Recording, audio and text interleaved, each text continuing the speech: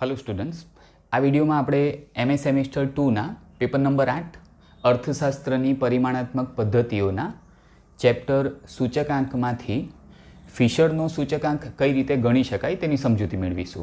तो सौथी पहला फिशरना सूचकांकनुं सूत्र आपणे जोईए। तो फिशरना सूचकांकनुं सूत्र छे वर्गमूळनी अंदर सिग्मा P1Q0 छेदमां सिग्मा P0Q0 गुण્યા सिग्मा P1Q1 छेदमां सिग्मा P0Q1 अने वर्गमूळना हिस्सानी बहार गुण્યા 100 एटले के आ जे गुण્યા 100 छे ते आ वर्गमूळना हिस्सानी बहार छे। तो आ सूत्र छे फिशरना सूचकांक शोधवा माटेनो। हवे उदाहरण तरीके आपणने आवी रकम आपी होय के जेमां बेठा आपणने P1Q0 केटला छे, P0Q0 केटला छे, P1Q1 केटला छे, P0Q1 केटला छे ए आप्या होय तो आपणे आ उदाहरणनी रकम सूत्रमां मूकीशुं अने फिशरनो सूचकांक गणीशुं। तो आपणे शरू करीए। सौथी पहेला आपणे फिशरना सूचकांक माटे वर्गमूळनुं जे चिन्ह छे ए हमणां आपणे आवुं ज राखीशुं। हवे वर्गमूळना चिन्हनी अंदर जे पदो छे तेने जरा जोई लईए आपणे।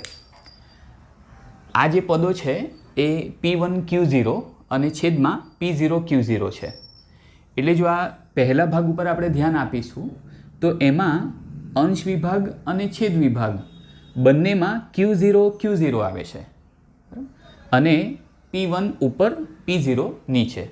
हवे आपणे बीजा भागनी वात करीए तो बीजा भागमां पण ऊपर P1 ज छे अने छेदमां P0 ज छे। बदलाई गयुं जे आगळना भागमां Q0 हतुं एनी जग्याए Q1 छे। तो આવી રીતે પણ આપણે ફિશરનું સૂચકાંક યાદ રાખી શકીએ છીએ। હવે આપણે ફિશરના સૂચકાંકમાં જે ઉદાહરણમાં રકમ આપી છે એ રકમ આપણે મૂકીએ। તો સૌથી પહેલાં આ વર્ગમૂળની અંદર જે ભાગાકારની રેખા છે તે ભાગાકારની રેખાની ઉપર લખ્યું છે સિગ્મા P1Q0।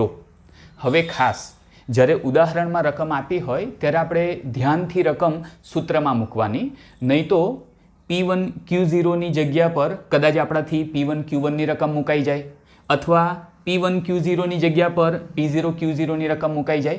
तो आपणे ध्यानथी उदाहरणनी रकम सूत्रमां मूकीशुं। तो सौथी पहेलुं छे P1Q0। तो उदाहरणमां P1Q0 छे आ रकम। तो P1Q0 छे 524।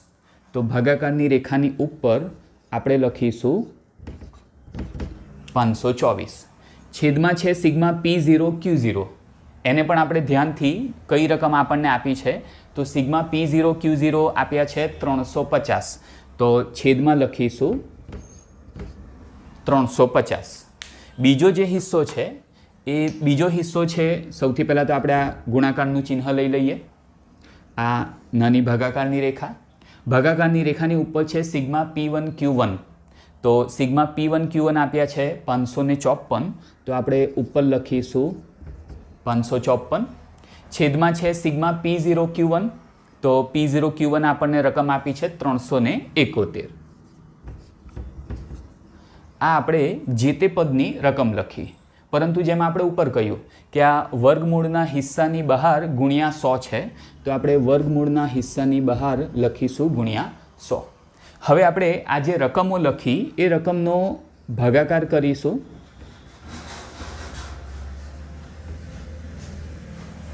तो आपणे पदमां आगळ जईए तो वर्गमूळनुं चिन्ह हजी पण आपणे आम ज राखीशुं। सौथी पहेला 524 नो भागाकार 350 साथे करीशुं। तो 524 भाग्या 350 करीशुं तो जवाब आवे छे 1.4971। आ 1.4971 जवाब आव्यो छे आ बे भागाकारनो। हवे वच्चे चिन्ह छे गुण્યા।